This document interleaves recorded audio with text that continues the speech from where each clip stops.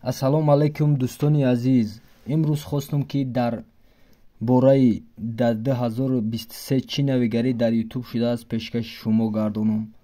Хоб дӯстони азиз, чизе ки мо месозем ва чизе ки видео мекунем пешкаши шумо мегардонем, ҳамаш барои хотири шумо аст ва ҳамаш ба хотири шумо аст. Ва аз шумо фақат хоҳишмандам ки лутфан видеоҳои моро пайгирӣ кунед. аз шумо бо эҳтиромона хоҳиш карда мешавад ки касе ки дар канали мо меҳмон аст ва подписатсия куна, бо мо ҳамкорӣ куна. Иншоаллоҳ чизои хубу беҳтар пешкаши шумо мегардонем ва чизе ки дар бораи YouTube бошад пешкаши шумо ҳатман гардонида мешавад. ва мехоҳам ки аз шумо хоҳиш мекунам ки чизе ки нофаҳмо аст, чизе ки фаҳмо аст, ҳамин фикру ақидаҳои худро дар комментари нависед. илтимос, хоҳишмандам. ва лайкро фаромӯш накунед. баъд аз як рекламачаи кӯтоҳ мо видеоро шурӯъ мекунем. саломат бошем. ба диққататон.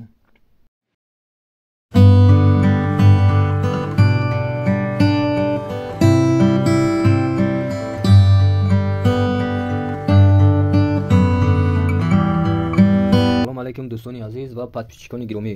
имрӯз дар бораи охирон тағйироте ки дар YouTube шудааст барои шумо маълумот медиҳем. охирон тағйир дода шудааст январи соли 2023 шартҳои инъикоси шартҳои ислоҳшудаи барномаи шарики YouTube нав карда шудаанд. шумо метавонед дар бораи тағйирот дар ин саҳифа маълумоти бештар гиред. хоб мегузарем дар ин саҳифа ки ба мо пешниҳод кардааст. дар ин саҳифа гузаред, маълумот бештар аст. мо гузаштем дар он саҳифа. хоб чӣ ки мебинед тағйирот дода шудааст. мо ба наздикӣ дар бораи беҳбудиҳои дар пешистода дар барномаи шарики YouTube суҳбат кардем.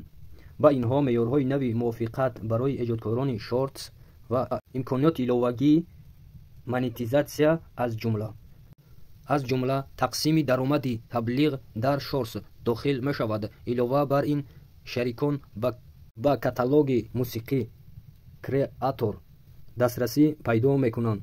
барои он ки ин тағйиротҳо эътибор пайдо кунанд, мо шартҳои барномаи шариконро нав кардем. дар зер шумо метавонед дақиқ бифаҳмед ки мо чӣ илова кардем. мебинед дӯстони азиз, мо бояд фаҳмем ки YouTube чӣ навиро пайгирӣ кардааст ва чӣ нав барнома ташкил кардааст дар YouTube. барои мо фаҳмидан хеле муҳим аст. моро пайгирӣ кунед то мо ба шумо ҳамашро як ба як фаҳмонем. ва лайкро фаромӯш накунед. ҳатман лайку гузоред ва подписат, агар меҳмон бошед подписатсия кунед.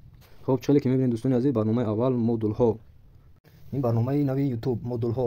мо шартҳои барномаи шарикиро ба модулҳо тақсим кардем. акнун барои муаллифоне ки мехоҳанд дар платформаи мо пул кор кунанд, муайян кардани он ки чӣ тавр ин имконро кардан мехоҳанд қулайтар хоҳад буд ба қабули шартҳои асосӣ, яъне муқаррароти асосии ҳамкорӣ. муаллифон метавонанд модулҳоеро ки ба онҳо барои пулгардонии мундариҷа мувофиқанд интихоб кунанд. дӯстони азиз, хоб мегузарем дар дигар шарте ки нав карда шудааст. шартҳои асосӣ. ин муқаррароти асосӣ барои иштирок дар барномаи шарикӣ мебошанд. ба ин қоидаҳои мундариҷа тарзи гирифтани пардохтҳо, инчунин муқаррароти нав оид ба хеле ки мебинед дӯстони азиз, барнома хеле муҳим будааст ва барои пардохт ва пул гирифтан аз YouTube. тарзи гирифтани пардохти инчунин муқаррароти нав оид ба ҷубронпулиҳои мушаххаси кишвар ва ислоҳот барои муносибат ба соҳибони ҳуқуқ дохил мешаванд. ҳама созандагоне ки дар барномаи шарики YouTube иштирок мекунанд ё мехоҳанд иштирок кунанд, бояд шартҳоро қабул кунанд. хоб мегузарем дар дигар барномааш. намоиши модули монетизатсияи саҳифа дар YouTube ва YouTube Music ва YouTube Kids.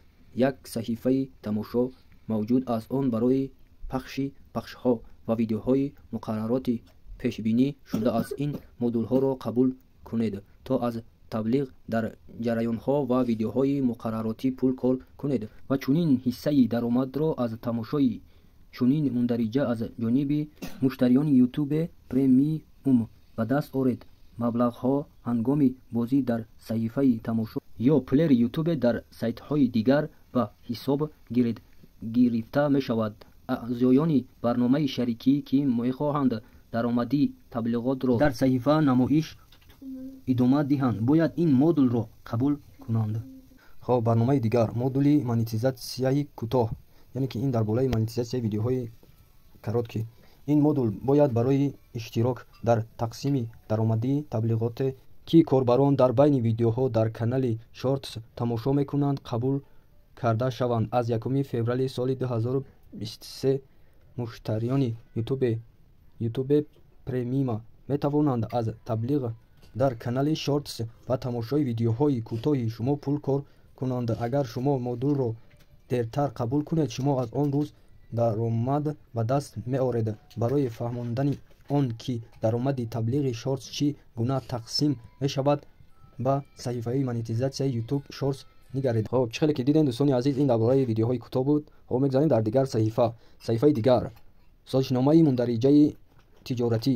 ин созишнома ба эҷодкорон имкон медиҳад ки аз тамошобинон пул гиранд. Он ба сарпарасти Супер Чат стикерҳои супер ва ташаккури олӣ дастрасӣ медиҳанд. Тағйироти охирин ба ин созаннома таъсир нарасонданд. Агар шумо онро қаблан гирифта бошед, ба шумо дигар лозим нест. Хоб чӣ хеле ки дидем дӯстони азиз, мо барои шартҳои нав барои YouTube буд маълумот додем ва барои мо савол ба миён меафтад ки ҳамин шартҳое ки YouTube ба мо пешниҳод кардааст, чӣ мешавад агар мо ҳамин шартҳоро қабул накунем? Мақсад ҳамин шартҳоро мо истифода набарем ва қабулшон накунем. мо дар ин бора барои шумо дар дигар видео маълумот ҳатман хоҳем дод ва ман аз шумо хело сипосгузорам ки то ин дам бо мо будем ва каме аз вақти худро ба мо додем. Хело сипосгузорам ва аз тамошои видео хело миннатдорам ва агар хоҳишмандем агар шумо меҳмон бошед дар канали мо подписатсия кунед ва лайкро пахш кунед. Хоб дар видеои дигарӣ ҳатман мо ба шумо мефаҳмонем ки мақсад чӣ мешавад агар мо шартҳои YouTubeро ки нав кардааст истифода набарем. хайр, тансияту хонаобод бошед.